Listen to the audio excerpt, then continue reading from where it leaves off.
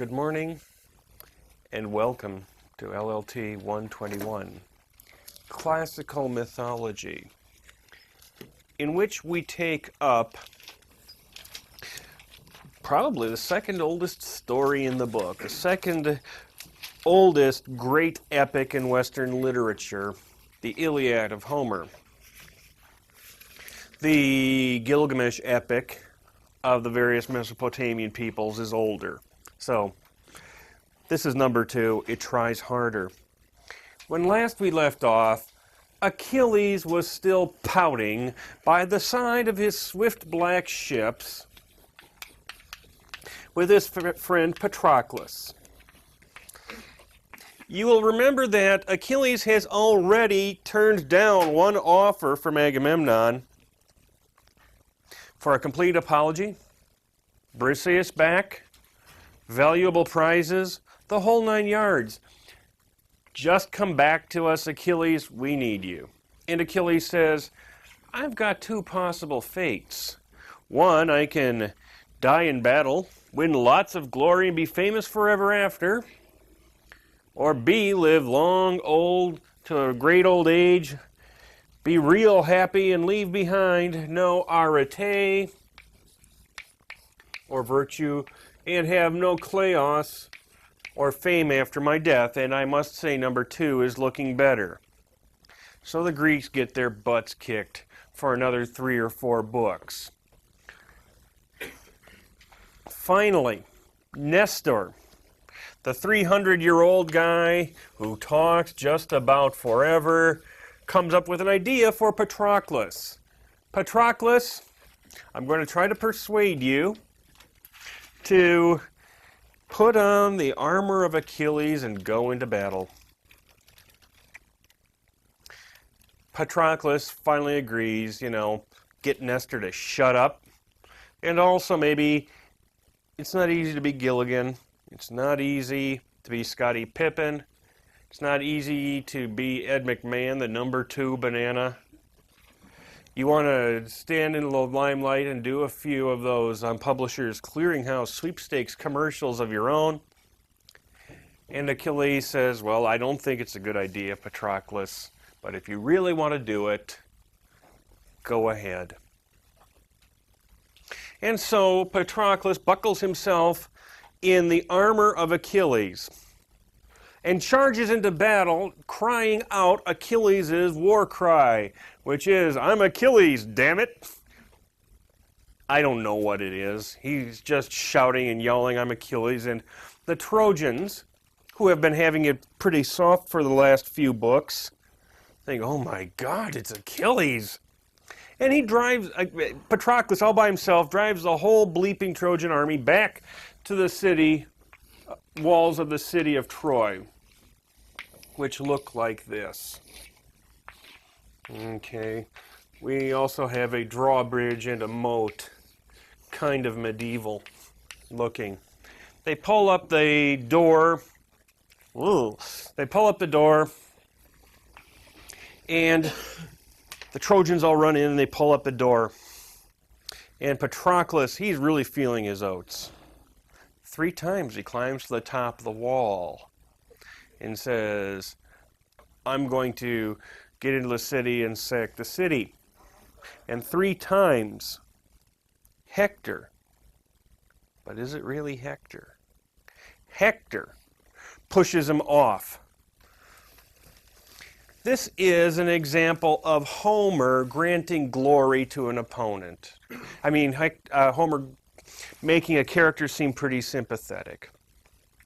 Patroclus is no Achilles. I knew Achilles, and Patroclus, frankly, is no Achilles.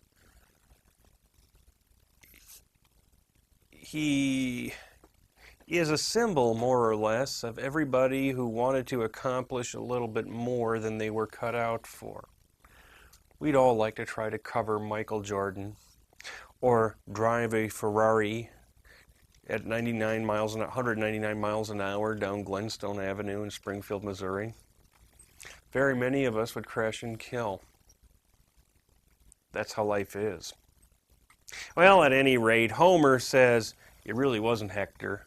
It was Apollo in Hector's body. stopping him. Does anybody want to guess here what it said on cause of death on Patroclus' death certificate? Come on! It said hubris. It was hubris. Now I know Achilles isn't a god, but his mom was.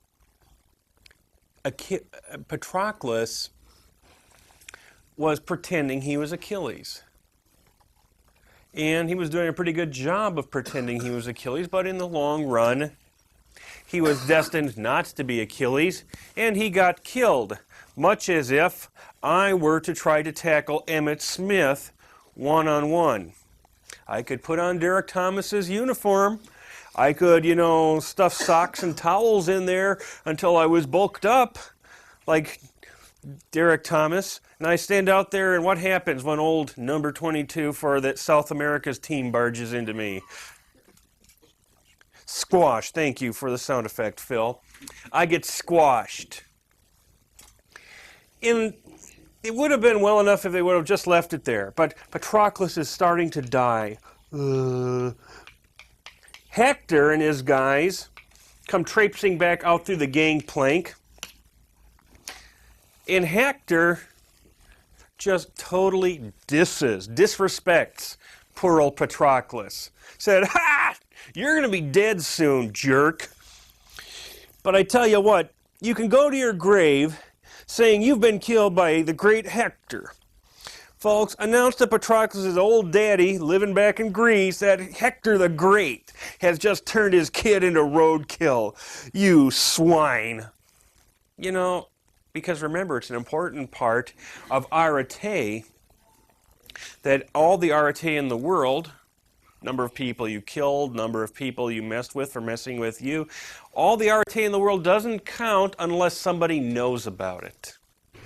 All the wonderful deeds don't count. You get no kleos in the long run if you don't advertise what you've done. So Hector boasts terribly over the body of deceased Patroclus. And then he strips off the armor of Achilles. And then he puts it on. Because he has killed Achilles. He really hasn't, but, he's symbolically killed Achilles. He's triumphed over it. Yes, Crystal? Don't they realize that when they take it off, it's not him? Well, or do they not know what he looks like?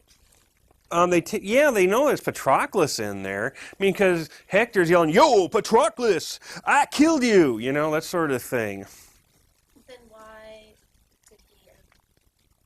Well, let's say that your dad owns a bitchin' Camaro, okay? That goes 200 miles an hour, right? And you ask him, "Can I drive it, Dad?" And he doesn't really want to, but he figures, you're his daughter, you've got the old genes in you, you're born to run too, so you take it out and you drag race me out on Glenstone. I'm driving my wife's Tercel, and I beat you because you're not that good of a driver. See what I mean? But I won your car. What am I going to drive around in? A, the 1980 Tercel, or B, the bitchin' Camaro from hell with the really cool tunes in the back. And I send your corpse back home. How's your dad going to feel? Pissed. Why? Yeah, mega pissed. Took his car. I set you up for that, didn't I? Okay, number one, I'm driving around in his excellent Camaro that only he can drive. Why else? Because I killed his little baby girl. Yeah, and I boasted about it. Ha ha! Woman driver! That sort of thing. And this is exactly what goes on in very human terms in the award-winning Iliad of Homer. Because Achilles is upset. Achilles is just, number one, there's pain because his best friend Patroclus has died. He should have said, "No, Patroclus, you can't wear my armor." He'd still be alive then.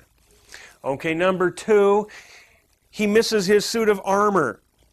the mighty armor of award-winning Achilles. It wasn't something he picked up over at Walmart, or a Kmart on a blue light special. This was good stuff, and now that's gone too.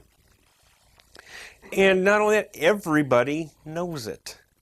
Everybody knows that Achilles' best friend has gotten killed, and that Yahoo, your dad knows, is driving up and down streets of Springfield in his bitchin' Camaro, right?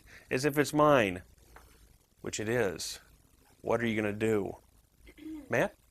I could be wrong here, but I thought Crystal was maybe going to ask at what point did they know it was him? They were obviously running from Achilles to begin with. Well, it was more like because what you said about how when he put on the armor, he was like, "I killed Achilles" or whatever. Uh-huh. And then I said, "Why would he say he killed Achilles when it wasn't even him?"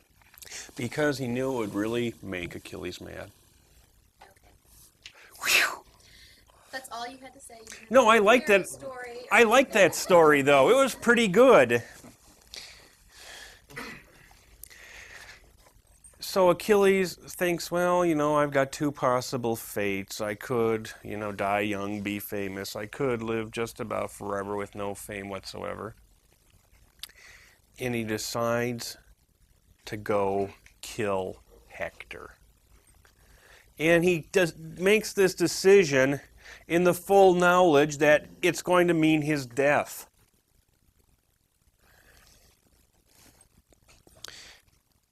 Why does he do it? Not for the honor of the Greek war effort. He couldn't care less. He's proven that time and again. He doesn't care about whether Agamemnon and his team produce a winner. He doesn't care whether Menelaus gets his wife back. He doesn't care about all the, but Ajax the Greater, you got to come back and help the team. Doesn't care about Ajax the Greater. He only cares about his own bad self, his own reputation, and as it turns out, Patroclus. Sure, he wants to kill Hector because he's mad at Hector. But he's wanted to kill Hector for a long time. I mean, that comes with the job. It's just that the one thing that tipped him off the deep end is the loss of Patroclus. His friend, his buddy, his Gilligan figure. And there's this really touching scene in which his mom, Thetis, realizes that her son has made his decision to go off and fight Hector. Which means her son, who used to be her little baby that she dipped in the river Styx, is going to go off and fight and get killed. Have you ever had the joy of saying goodbye to somebody you knew you would never see again in this life, you knew for a fact? Well, that's what happens here. And she goes to Hephaestus, god of metal shop, says, Hephi, baby, please make for Achilles a new suit of armor. And Hephaestus does. Makes this really cool, spiffy suit of armor, complete with a shield. And I should talk for about a minute here about the shield. The shield is no ordinary shield. It has embossed on it all sorts of scenes. Like, well, one side is people engaging in cattle raids and slaughtering each other and splitting each other's heads open from ear to ear. War, good God, what is it good for? And this side here, in effect, has a lawsuit going on. That is to say, mediation instead of war. It has a festival going on. People trampling grapes and drinking wine and feasting and partying.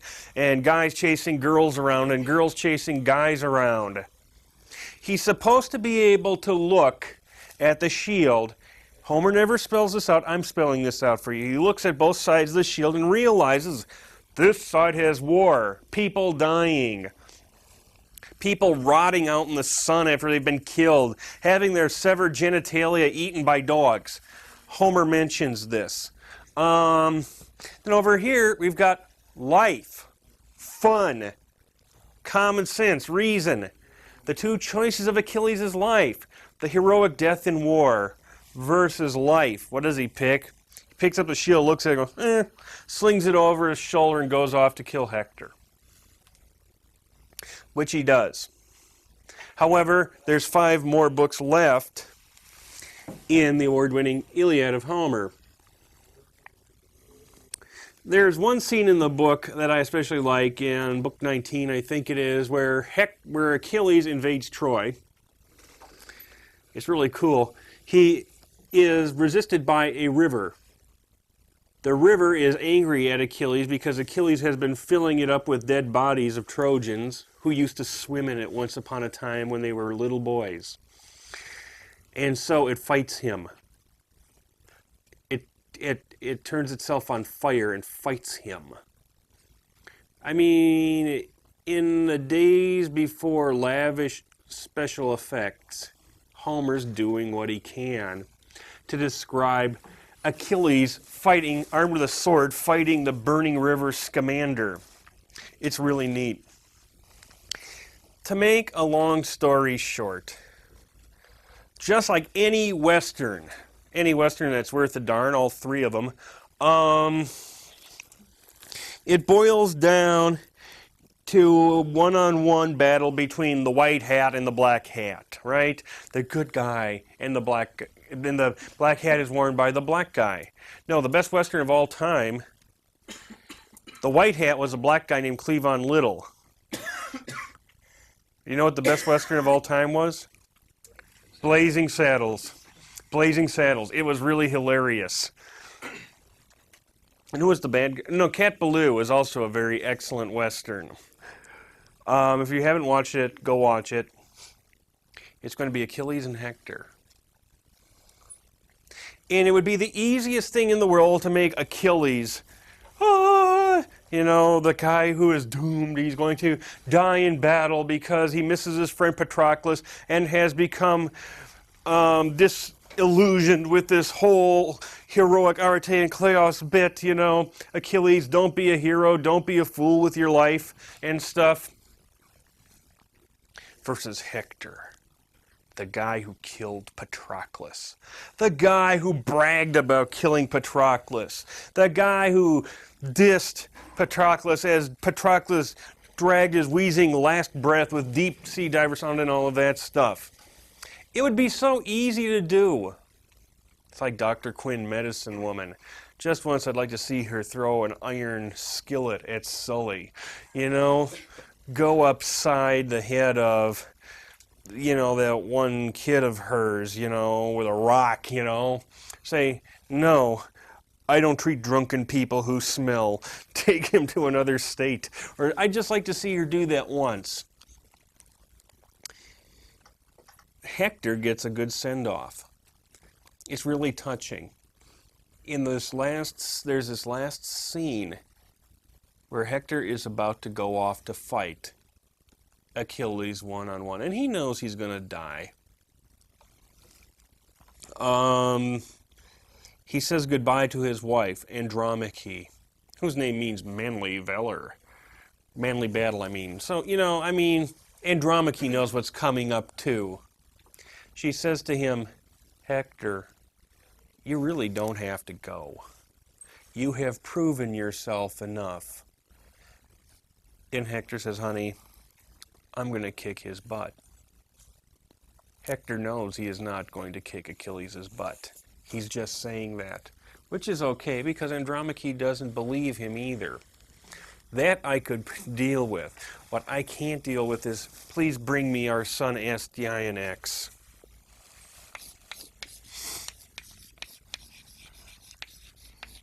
Who, before this class is over today, will be pitched from the roof, the walls of Troy. It so happens, though, that he's wearing his scary helmet, and these helmets were meant to look scary. He forgot to take off his helmet before they brought the little baby boy in. Andromache can deal with it. Her name is Manly Battle. And the little baby kid, takes a look at his dad, all dressed up in his war gear, and just screams bloody murder. Wah! He's terrified. So Hector takes off his helmet, sets it on a table, and says, son, it's just me, your dad. Looks like I'm not going to be here to see you grow up. Learn your manliness, your arete, and your kleos and your fame from your dad. but please learn your luck from somebody more fortunate than me. And he goes off out the door to fight Achilles. Achilles and Hector face each other, and we know Hector's going to die. Zeus, up on Mount Olympus, weighs the battle on scales of blood, and Hector's goes down the way it always does, which means Hector has to die. But the problem is, how are we going to make Hector look good? How are we going to make Hector look brave? Homer, the poet, sends a goddess. Athena disguises herself as Hector's brother, Deiphobus. Hey, Hector, come here once, come here. And as everybody in Troy watches from the parapets of the city Troy, Hector looks at Achilles and he sees his brother. You know, somebody who likes him, as opposed to somebody who's going to kill him. So he goes over to his brother, Deiphobus, and Deiphobus disappears. It was Athena playing a trick. But now he's turned his back, so we might as well start running. Achilles kills him. Stops him down from the city of Troy, kills him, and Hector says, please have a care for me. Please have a care for my aged parents, my wife and my son, you know. I know that you're going to kill me and I understand why, but please do not dishonor my body or anything like that. Die, sucker. So much for Hector. So much for Book 22 of the Iliad. Does Achilles listen to Hector? No, Achilles does not listen to Hector. What he does is, he takes Hector's body, strips it of its armor, pierces the body of the late Hector by a thong through his dead feet, and drags him back to his camp. Actually, he will drag Hector a lot more effectively if Hector goes in this direction and the thongs go in this direction. Drags him back to the camp, where every day for 12 days he takes Hector for a ride. Drags him around the camp. The ultimate in disrespect. No amount of this, of course, is going to make Patroclus come back. The gods sprinkle magic gook on Hector's dead body so that he doesn't start to putrefy and rot. But they can't save him.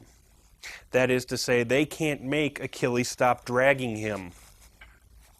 Meanwhile, back in Troy, Priam, the king of Troy, and Hecuba, his wife, the mother of Hector, and the father of Hector, sit there and discuss, well, we can't let this happen. You know, our son Hector deserves better than this. Well, sure, but what are we going to do? Finally, the gods put it into Priam's mind that he will go into the Greek camp and ask Achilles very nicely, can I have the body of my son Hector back? Now, based on Achilles' past track record, the chances of this are slim to none. Achilles is just as likely and would be allowed under the rules of the game to chop Priam in half, just for poking his nose into the lordly Greek camp. But what happens? Priam is conducted to Achilles' tent. He makes his request, Achilles, you killed my son in fair fight. I ask only that I can have his body back for burial. And Achilles says, yeah, you can have it back, but you have to shake my hand first. And they shake hands. Priam, knowing that I'm shaking the hand that literally dispatched my son Hector to the land of the dead, And Achilles, knowing that he's going to be heading for these parts pretty soon himself, it's as if to say, now that Achilles has acquired all the arete that a Greek can possibly acquire, now that Achilles has acquired all the kleos or fame that any Greek could ever hope to acquire, now that he's been confronted with the fact of his own death, he's killed Hector, he's going to die pretty soon and he knows it. I mean, that piercing Hector's body through the feet, through the Achilles tendons, I mean, you can't get much better dramatic irony than that. It's as if to say, life's too short to behave like warring buffoons. Sure. Take your son's body back and bury him with proper honors. And I'll try to get on with my life over here too. I miss Patroclus a lot. You bury Hector in Troy and I'll bury Patroclus here. In book 23, in book 24, we have a whole bunch of funeral games. Achilles puts on funeral games for Patroclus, and the Trojans put on funeral games for Hector. And on that note, the Iliad ends. No Trojan horse, no sacking the city. Just with this set of competitions, races, boxing matches, ship races, which very closely approximate war. Good God, what is it good for? I think Homer is trying to make the point absolutely nothing. Because by placing the funeral games of Hector, let's say, at the very end of the Iliad, he's saying, all right, you testosterone-laden numbskulls, if you really must go out and bust heads to win glory and stuff like that, do it on a football field. Go play hockey, box, race. But for God's sake, don't mobilize as one nation to go fight to the death against men of another nation, because that's just dumb. There is a more civilized way of doing things. And as Achilles presides over the funeral games of Patroclus, I don't doubt that he sniffles a little bit for Patroclus, thinks these thoughts, my God, what if we channeled our natural aggression into games and sports and competitions of that sort, and he says to himself, Arti Monthano, now I get it. I pause here for your questions. That's it for the Iliad. Okay, if not, you will notice that Troy hasn't fallen. Nobody has tried to go home yet, and we even haven't even had an Odyssey. Let us say hypothetically, since we know that Troy fell around 1200 BC, let us say hypothetically that on December 6th, 1159 BC, about 3 a.m., a battalion of Thesprotian archers, followed by a large siege machine made of oak timbers to a height of 250 feet, weighing roughly 300... That's the point, Elizabeth. That is exactly the point. I mean, it's making me yawn saying this. It sounds suspiciously, does it not, like a history exam? And as we come into the exam season, there are no doubt people in this very room who are thinking to myself, I wish he wouldn't have reminded me of that.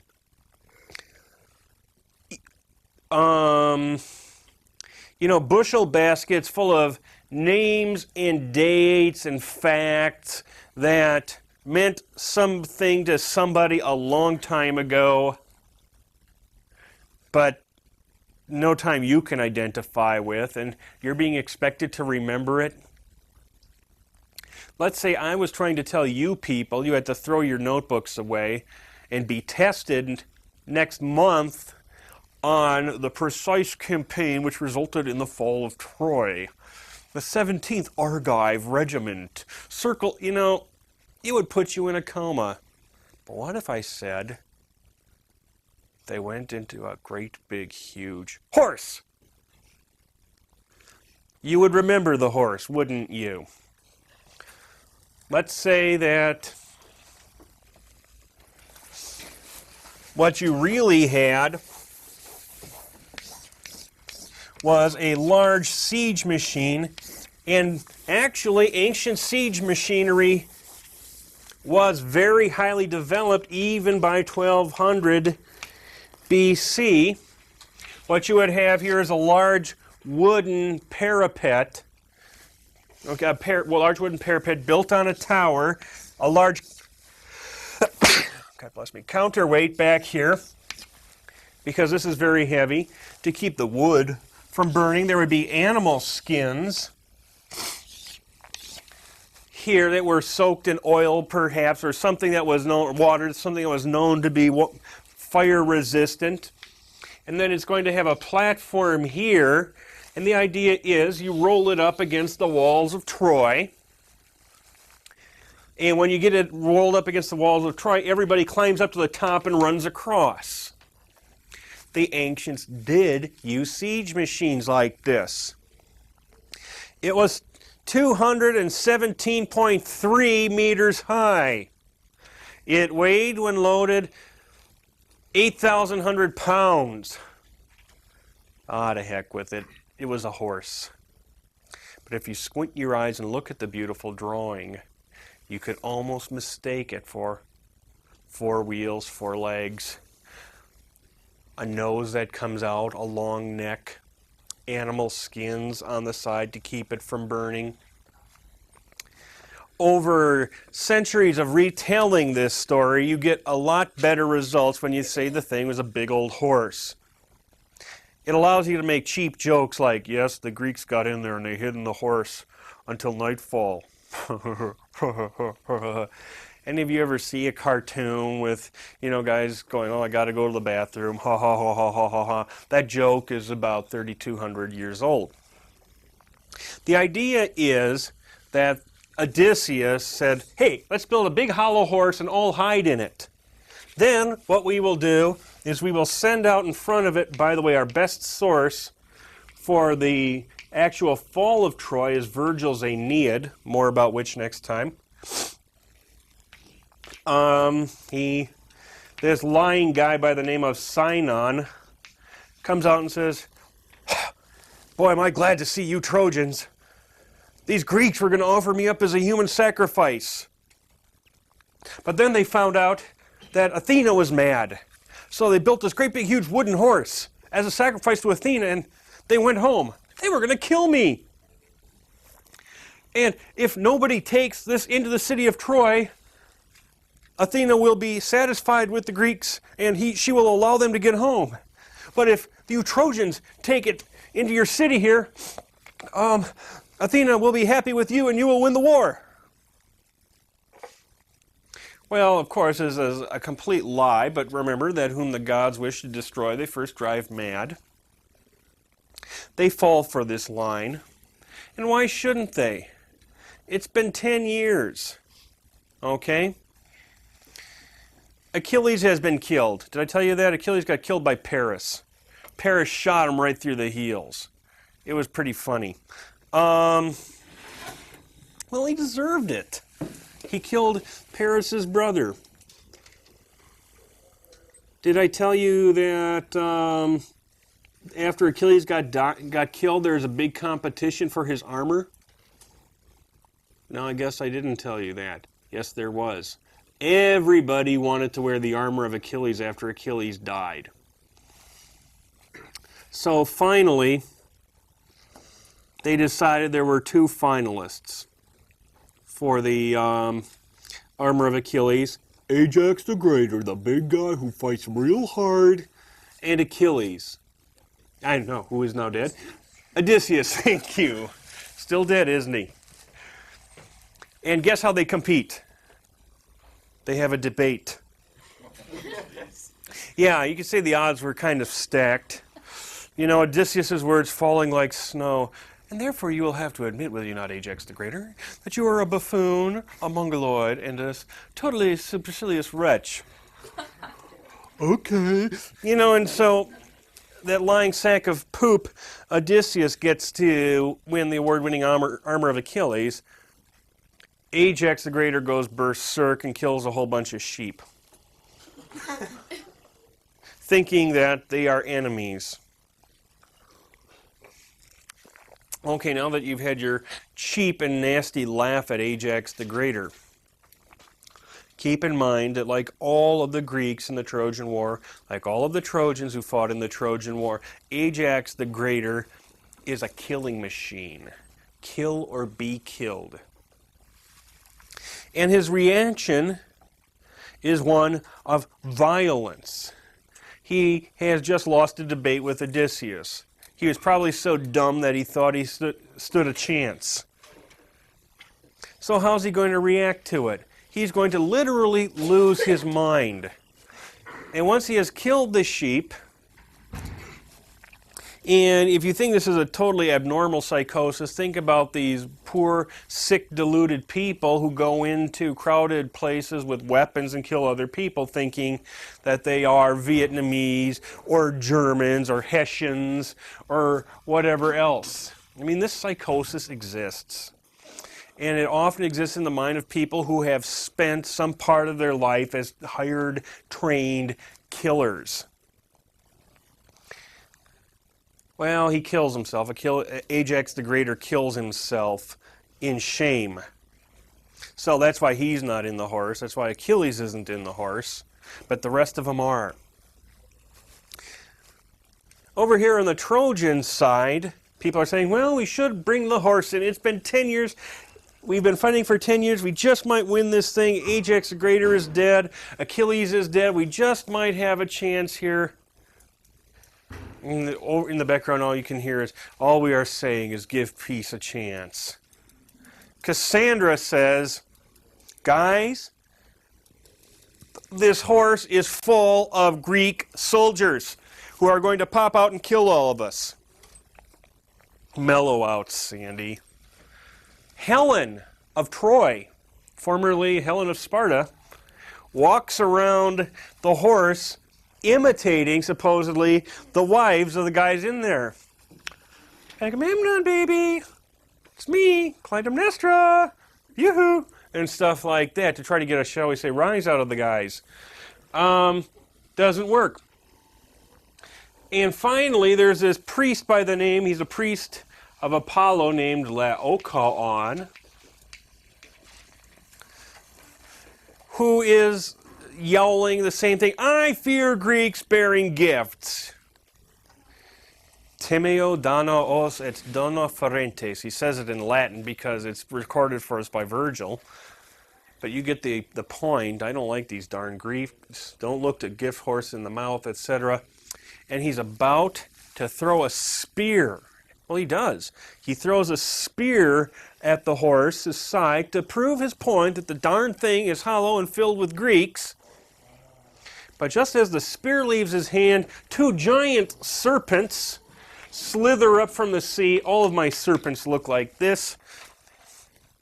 And kill Laocoon's two kids first, and then kill him. A particularly nasty death. First he has to watch his kids die, then they kill him too. And anybody who is watching this has got to put two and two together in such a fashion like this Laocoon must have been very hated of the gods for saying these terrible things about this wonderful horse who's going to stop our war. Yes? Did the spear hit the horse? Or did like the serpents come out when the spear was in mid-flight and do all that when the spear was still flying? Well, they were still working over Laocoon and his two sons. Virgil records that it did hit with a hollow thunk, but didn't matter. They broke down the walls, they brought the horse in, they partied like it was 1999. And late that night when everybody had drunk themselves to sleep, except for Cassandra, who probably cried herself to sleep. I would if I were her.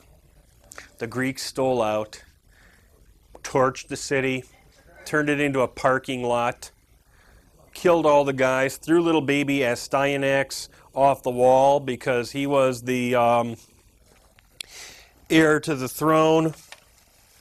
Achilles' little boy, Neoptolemus,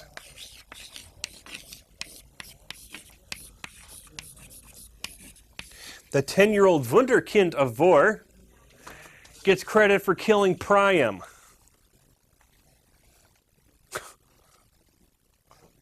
Pretty good, huh? I've known 10-year-olds who could probably pull that off, actually. Even Philoctetes is there to use the bow of Hercules. You know how they managed to get Philoctetes off that island? It was pretty funny. They sent back to him, Philoctetes, please come join the Greek war effort. No, why don't you all go perform an impossible biological feat upon yourselves? They kidnapped him. And so they burn the city down.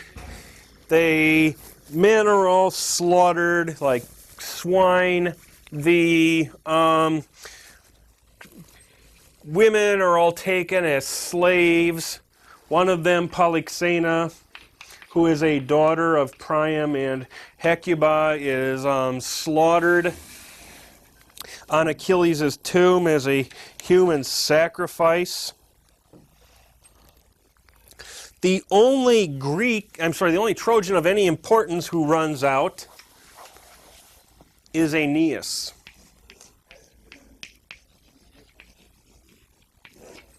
Aeneas is going to run out, and in later legend, he will be accounted as the founder of Rome. Aeneas gets a break. He gets to run out because his mom is Aphrodite. I pause for a question here. I have a question. Sure. Why was it important to have the bow of Hercules again? Oh, just because. Just to kill a lot of people inside. It had no specific purpose. Well, it kills Paris, I think, but Paris is pretty unimportant per se. Crystal. When we first started talking about this, I thought you said no one won the Trojan War. And I still believe that nobody won the Trojan War. Wait till you hear about what happened to these people when they got home. In my closing remarks today, I will segue off of Crystal's excellent question. True, nominally, the Greeks did win the Trojan War. They got Helen back and all of that. And the story of how they did that, how they won the Trojan War, in particular the Iliad, was counted by the ancient Greeks to have been the high point of their literature. There are things I've read in ancient Greek that I've enjoyed a lot more, but this is what the Greeks themselves considered the high point of their literary achievement. And so they had to have sequels. Does that make sense? What Rocky are we on now? 56. That's right, and someday your grandchildren may watch Rocky 107, in which a cyber Rocky, brought back from the dead, will engage in a debate with the severed and revivified head of Apollo Creed. Or Son of Return to the Valley of the Apes, Part 9. The ancient Greeks did this too. There were lots of little sequel poems known as the Nostoi. This will be on the test. Which explain what happened as the Greeks went home, to the various Greek heroes as they went home. Some of them didn't make it home. They perished under pretty interesting circumstances. A whole lot of them got home and found out, as I hinted to you a couple classes ago, that things had changed in the 10 years since they went off to war. Nostoi means returns. When you are aching to go home, you have nostalgia. You are aching for a return home. Then you get home and you think, oh, this is weird. What was all the big deal about? Wait till you get old like me and it happens to you. Most of these nostoi, or poems about ancient Greek heroes who return home, are very depressing, very sad, and have very unhappy endings. We've already heard about what happened to Agamemnon when he got home.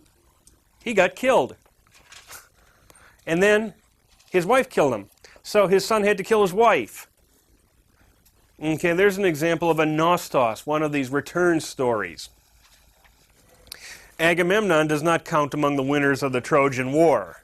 It messed up his life pretty severely. Yes? Is the Odyssey considered one of these? Yes, it is. It is, Mitch, the very best nostos story because I think it has the very best hero. That lying, wheedling, finagling, backstabbing Odysseus, who was faithful to his wife the entire time of the Odyssey. Odysseus' story just had more potential for development along these lines. But for better or worse, getting back to your question, Crystal, I mean, the Greeks who came home from the Trojan War had their lives so screwed up in a number of ways that I've always maintained that nobody won the war.